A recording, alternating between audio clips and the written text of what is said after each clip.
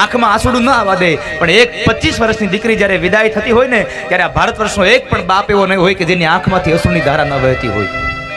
પછી દીકરી વિદાય થવા જાય. પેલોનો સમય હતો કે જ્યારે દીકરીને લાજ કાઢીને મંડપમાં બેસવું પડતું. ખાલી લાજ નહીં, 2 હાથથી લાજ પકડીને બેસવું પડતું. લગ્ન વિધિ પૂરી થાય ને ત્યાં સુધી લાજને પકડીને બેસતા.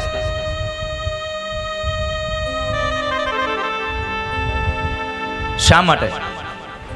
વિદાયના સમય પ્રસંગે દીકરી જ્યારે ભગવાન ગણપતિના સ્થાપન પાસે બેઠી હોય ત્યારે શું કહેતી હોય ભગવાનને? કે ભગવાન, મને એટલી બુદ્ધિ અને એટલા મને બળ આપજો કે એક હાથની મુઠ્ઠીમાં મારા બાપની આબરૂ છે અને બીજી હાથની મુઠ્ઠીમાં મારા સસરાના પક્ષની આબરૂ છે.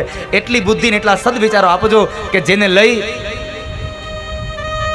અને બેમાંથી એક પણ પરિવારની આબરૂ મારા હાથમાંથી છૂટી ન જાય. એટલા માટે 2 હાથની મુઠ્ઠીથી આબરૂને લાજને પકડીને દીકરી બેઠી હોય છે. સાહેબ,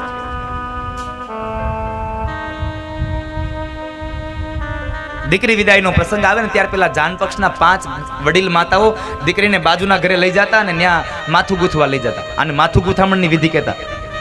હજી પણ આ વિધિ છે જ માથું ગૂંથામણની, પણ હવે બાજુમાં જ બરાબર થઈ જાય. માથું ગૂંથી લે. માથું ગૂંથવાની આ વિધિ શું કામ? એને ત્યાં જઈને શું કરો તમે બેનો? માથામાં તેલ નાખી દો, બસ, બીજું કઈ ન કરીએ. પછી તમારા રિવાજ મુજબ એની ખોળાની અંદર તમે મગ ને શ્રીફળ ને જે કઈ નાખવાનું હોય તે. પણ માથામાં તેલ નાખવાની બહુ મહત્વની વાત છે.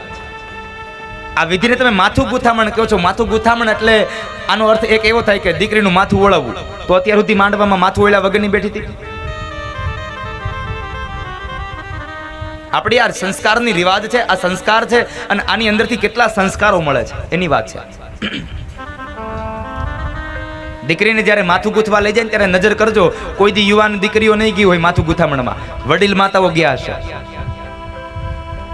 5 વડીલ બહેનો જાય, સાસરા પક્ષની, જાન પક્ષની, અને જ્યાં બાજુના ઘરે લઈ જાય અને 5 શિખામણની વાતો આપે કે દીકરી, તારા સાસરાના પક્ષમાં આવા રિવાજો છે, તારા સાસરાના પક્ષના સ્વભાવો આવા છે, એટલે તું આવી રીતના રહેજે, તારે આવી રીતનું જીવન જીવવું. આવી 5 શિખામણની વાતો આપે અને પછી એને તેલ નાખી દે. અને ત્યાંથી કહેવત પડી છે, અમે એને પાથીએ તેલ નાખ્યું છે. આ કહેવત ત્યાંથી પડી છે.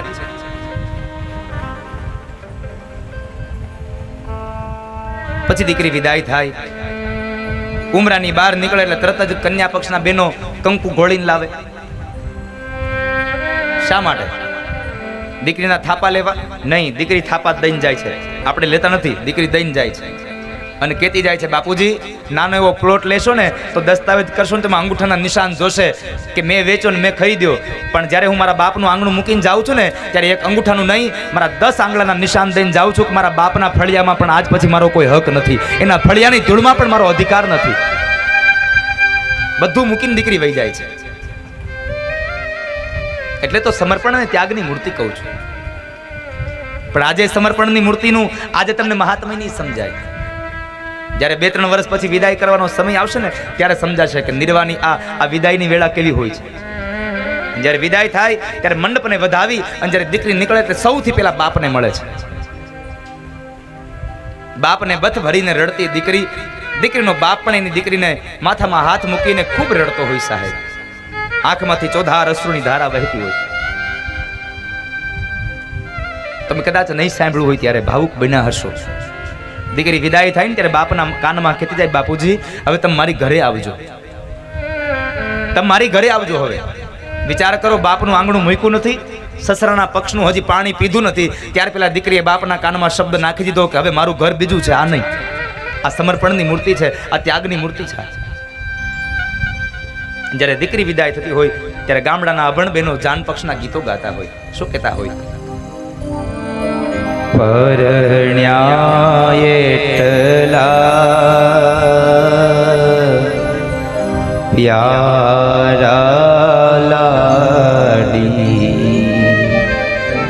ચાલો આપણે ઘેર.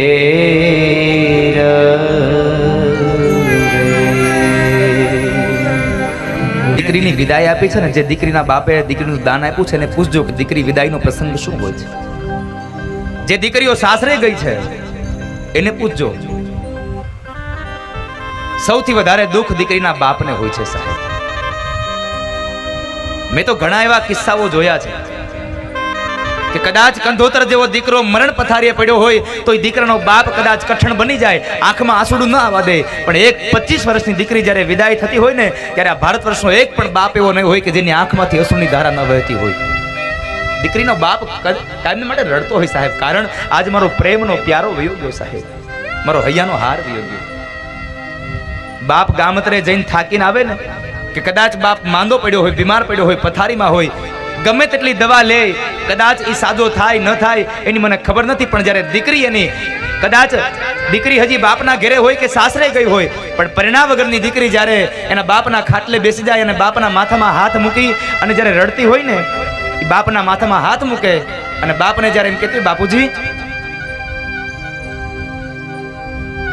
અને પોતાના હાથથી પાણીનો પ્યાલો પીવરાવે ને, એ બાપનો તમામ બીમારીઓ સાહેબ અડધી તો દૂર થઈ જાય, કારણ દીકરીનો માથામાં હાથ ફરે ને ત્યાં બાપને એના માનો હાથ લાગ્યો હોય.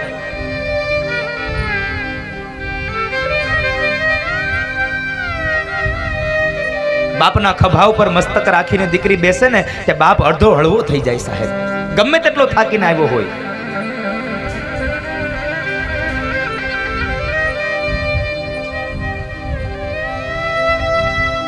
હૈયાનો હાર છે સાહેબ દીકરી તો બાપનો.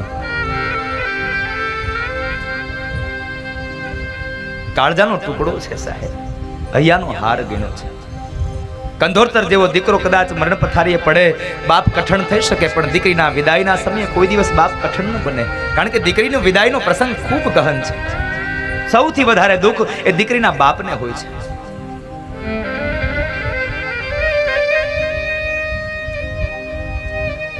બાપની તમામ સંપદાઓને છોડી અને દીકરી જતી રહે સાહેબ.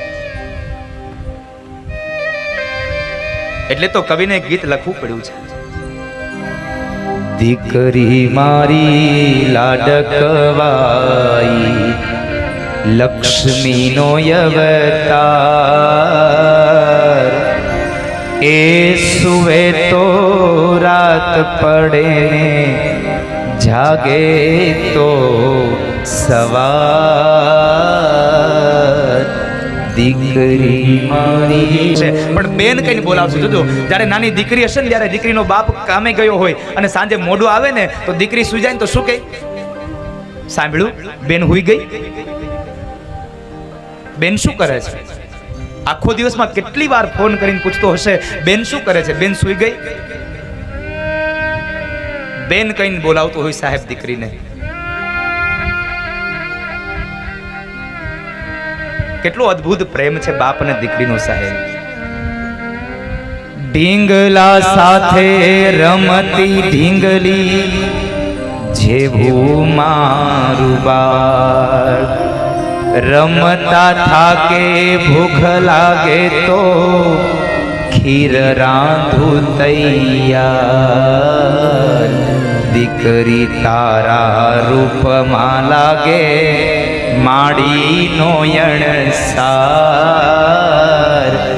દીકરી મારી લાડકવાઈ લક્ષ્મીનો અવતાર, એ સુવે તો રાત પડે જાગે તો સવાર. દીકરો નાનો હોય અને જેટલી ધ્યાન એની માં રાખે ને, એટલી જ જ્યારે દીકરી મોટી થઈ જાય, બાપ વૃદ્ધ બનતો જાય ને, ત્યારે દીકરી ધ્યાન રાખતી હોય, બાપુજી તમે દવા લીધી? એક એક જગ્યાએ બાપનું ધ્યાન રાખતી હોય તો ભારત વર્ષની દીકરી છે સાહેબ. અને સૌથી મોટો દાની આ ભારત વર્ષનો બાપ છે, જે પોતાની દીકરીને દાન આપે છે. દીકરીનો દાન કરે છે ને એને મારી વ્યાસપીઠ તો સાહેબ લાખ લાખ વંદન કરે છે, લાખ લાખ અભિનંદન આપે છે બાપને, જેને પોતાની દીકરીને દાન કર્યા છે, 25 વર્ષની દીકરીના દાન કર્યા છે. આજ મારે દીકરી વિદાયનો પ્રસંગ ચાલે છે. મારા સૌને એક વાત કહેવી છે, સ્ત્રી ભ્રૂણ હત્યાની. આ દુનિયાનો માણસનું માણસ તો જુઓ સાહેબ. આ સમાજમાં પુત્ર વધુ બધાઈને જોઈ છે, દીકરાની વહુ બધાઈને જોઈ છે, એક દીકરાને જન્મ આપે એટલા માટે માં બધાઈને જોઈ છે, પણ કરુણા તો ઈ છે સાહેબ. આ દુનિયામાં કોઈને દીકરી નથી જોઈતી. જો દીકરી નહીં હોય ને તો પુત્ર વધુ નહીં થાય, પુત્ર વધુ નહીં થાય તો ક્યારેય માં નહીં બને, અને માં નહીં બને તો તમને ક્યારેય દીકરાનો જન્મ નહીં અપાવી શકે. માટે આજ ભૂટાણી પરિવારના આંગણેથી પ્રતિજ્ઞા કરજો કે અમે સ્ત્રી ભ્રૂણ હત્યામાં ક્યારેય આગળ પગ નહીં ભરીએ, અમારા જીવનમાં સ્ત્રી ભ્રૂણ હત્યા ક્યારેય નહીં થવા દઈએ. એકમાત્ર વિચાર કરજો બહેનો તમે કે તમને જ તમારા માના બાપની પેટમાં અંદર તમારી માના ગોદમાં તમને મારી નાખ્યા હોત તો તમે આ દુનિયાને જોઈ શક્યા હોત? ન જોઈ શક્યા હોત તમે દુનિયાને. સ્ત્રી ભ્રૂણ હત્યા અટકાવજો, કારણ સ્ત્રી છે એક જગતની જનેતા છે, અને જો જનેતા જ નહીં મળે ને તો કદાચ આવનારો સમય હવે આ ધરતીમાંથી આ મનુષ્યોની પૂર્ણાહુતિ થઈ જશે. જન્મ નહીં દેનારી માં નહીં હોય તો શું કરીશું? માટે સ્ત્રી ભ્રૂણ હત્યા અટકાવજો, એક એક દીકરીને જન્મ આપજો. અને મેં આગળના દિવસોમાં પણ કહ્યું હતું, અને આજ ફરી વાર એ વાતને કહી દઉં કે જે ઘરની અંદર 2 દીકરા મોટા હોય એના પછી દીકરી હોય તો એ દીકરાના બાપને, એ દીકરીના માને, એ દીકરીના બાપને મારી વ્યાસપીઠ લાખ લાખ વંદન કરે છે કે 2 દીકરા પછી જેને દીકરીને જન્મ આપ્યો છે, 2 મોટા દીકરા પછી દીકરીને જન્મ આપ્યો છે. માનો રૂપ લાગે સાહેબામાં, માનો અણસાર લાગે. એ દીકરી વિદાયનો સમય આજ ખૂબ ગહન, પણ આ તો એક માત્ર પ્રસંગ છે.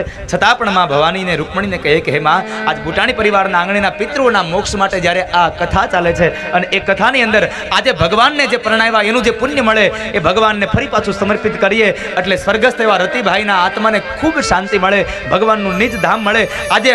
આજ અંતરથી કહું સાહેબ, વ્યાસપીઠથી પ્રસન્નતા સાથે કહું કે આ દુનિયાનો કદાચ કોઈ માણસ આજ પ્રસન્ન થયો હશે, ભૂટાણી પરિવાર પ્રસન્ન થયો હશે કે નહીં થયો હોય એની મને ખબર નથી, પણ આજ અંતરિક્ષમાં રતિભાઈનો આત્મા ખૂબ આનંદ પામ્યો હશે કે મારા ઘરે ઠાકુરને પરણાવ્યો, મારા દીકરાએ મારા ઘરે આજ ભગવાનને પરણાવ્યા.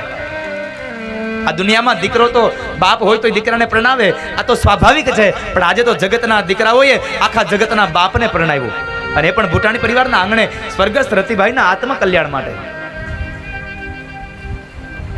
આનાથી વિશેષ પુણ્યની પ્રાપ્તિ કઈ હોઈ શકે? આજ આ પ્રસંગ વર્ણવ્યો, દીકરી વિદાયનો પ્રસંગ, એ લગ્નનો સંસ્કારનો મહોત્સવનો પ્રસંગ. માત્ર એક પ્રસંગ ન બનાવતા લગ્નને એક સંસ્કાર રહેવા દેજો, જેથી કરી અને આપણા ભારત વર્ષની સંસ્કૃતિ હજી આમનામ જરોહર ટકી રહે. આપ સૌને મારી પ્રાર્થના સાથે કે જ્યારે જ્યારે લગ્ન હોય ત્યારે લગ્ન વિધિ માટે આપ સૌ લોકો બ્રાહ્મણને સમય આપો, એવી પ્રાર્થના સાથે આજે 6થા દિવસની કથાને મારે વિરામ આપવો છે. એ વિરામના સમયે 2 હાથ ઉપર કરી અને સૌ લોકો મારી હારે 3 વખત ભગવાનના નામનો નાદ કરશો.